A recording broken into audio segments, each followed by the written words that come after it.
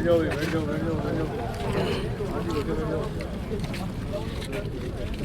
देखो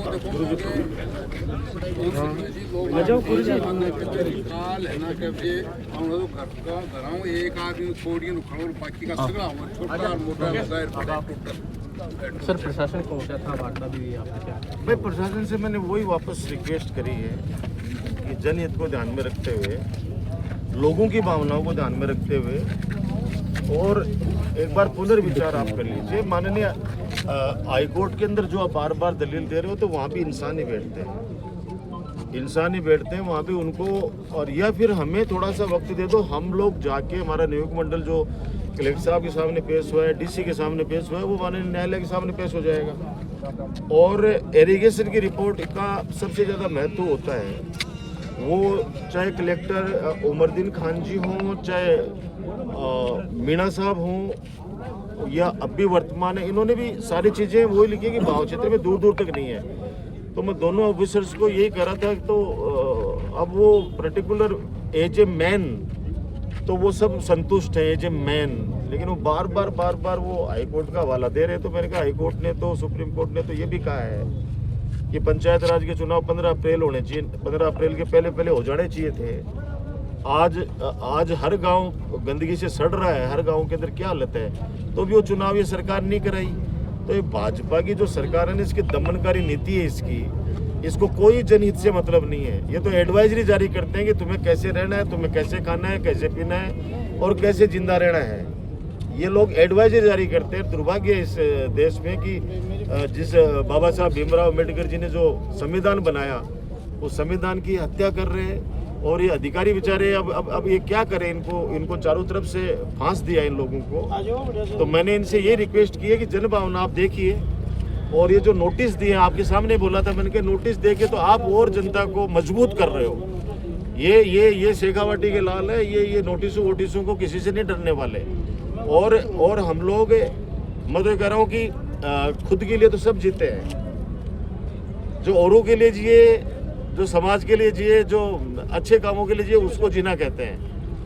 और वो जवानी के जिसकी कोई कहानी नहीं हो, सुनने के लिए तो सब चीज़ें लगती हैं। तो हमने एक बार कहा है सब चीज़ों को, तो सुबह मैं तो कह रहा हूँ कि सबको आ जाना चाहिए जल्दी, क्योंकि फिर मैंने कहा है पुनर्विचार करने के लिए कि एक बार कलेक्टर साहब को आप फिर बोलिए, ऐसा कोई फांसी नहीं लग रही है किसी को। जब सुप्रीम कोर्ट के आदेश की अवहेलना सरकार कर सकती है कि नगर निगम के चुनाव और पंचायत के चुनाव कराने के लिए एक मतलब कंपलसरी बोला गया था कि ये कराने हैं, जब वहाँ कल भी हाईकोर्ट ने इनको डांटा है सरकार को, फिर वहाँ भी जाके ये बेशर्मों की तरह बोले हैं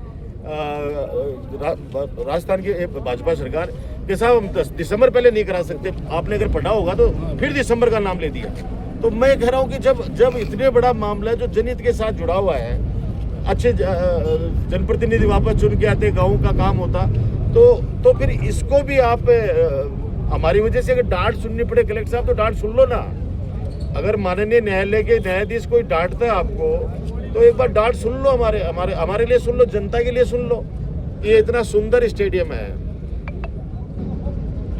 सर क्या कहना चाहोगे, पहले दिन भावनाएं जुड़ी हुई हैं, सबकी अंतरात्मा जुड़ी हुई है,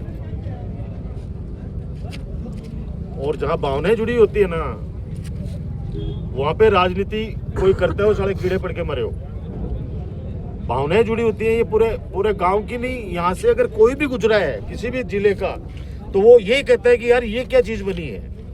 लोगों को सुंदर लगता है, अगर गांव में कोई बारात वाले आते हैं वो भी इतने खुश होते हैं। अगर ये तो सिर्फ थोड़ा सा बना है, अगर ये पूरा जिस दिन बन जाएगा, या अभी बन जाता, तो मैं आज कह रहा हूँ कि आसपास के लोग खेलने घूमने के छोड़ो देखने आते हैं यहाँ पे। तो हम सब की तो भावनाएं जुड़ी हुई हैं, खड़े रह के बनाया हमने, भीख मांगी है लोगों से जाके कि भाई ये इस स्टेडियम के लिए हमारा सपोर्ट करो, और गांव के लोग खड़े हो के बनाए हैं। और भावना समझनी चाहिए, जब आप रोड के अंदर और पानी के अंदर जनित मान रहे, तो इसको जनित क्यों नहीं मान रहे मेरे समझ आया। और किसी आदमी का इतना ईगो है, क्या वो डरा के यहाँ पे कर लेगा? आजा, तेरी मदद, तू खुद आ जाना यहाँ पे, प्रशासन को आगे क्यों कर रहा है? आजा, प्रशासन को क्यों कर रहा है आगे? आजा तू, और तेरी सरकार सारी की सारी, हम लोग करेंगे मुकाबला। प्रशासन को हमारे सामने क्यों कर रहा है? खुद आगे करने हिम्मत है तो यहाँ पे एजेटेड उनसे प्रेस कॉन्फ्रेंस करवा कर जवाब दिलवा रहा है। ऐसा पूरा पूरा पूरा ऐसा आदमी महाभारत में हमने सुना था कि जो किसी काम का नहीं होता ना, वो इस तरह से आगे करता है। या पानी मांगते हैं कोई तो जैन को आगे कर दो, बिजली मांगता है तो बिजली के जैन को आगे कर दो, और किसान कोई अपने पक्ष की बात करता है तो उसको आगे कर दो।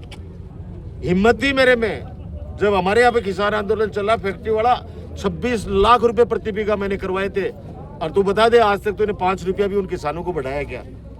मेरे वहाँ खूब पुतले जले थे, मुझे खूब भला बुरा कहा था, लेकिन मेरे अपने थे। मैंने जाके वहाँ पे बैठ के उसी मंच पर, और आप सब लोग साक्षी हैं, उसी मंच पे जाके फैसला करवाया था। ऐसा नहीं है कोई चीज़ के लिए।